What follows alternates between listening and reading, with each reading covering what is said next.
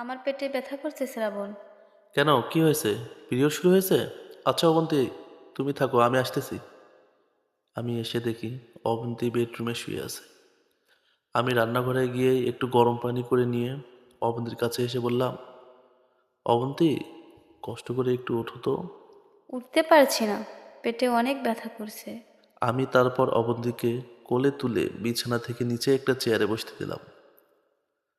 এরপর অবন্তীর পেটের উপর থেকে কাপড় সরিয়ে গরম পানিতে একটি কাপড় ভিজিয়ে আস্তে আস্তে অবন্তীর পেটে মালিশ করে দিই। কিছুক্ষণ পর একটু ব্যথা কমে যায়। তারপর অবন্তী আমাকে বলছে, আমি আমার ফ্রেন্ডদের কাছ থেকে শুনেছি, তাদের যখন পিরিয়ড হয় তখন তাদের স্বামী খারাপ ব্যবহার করে।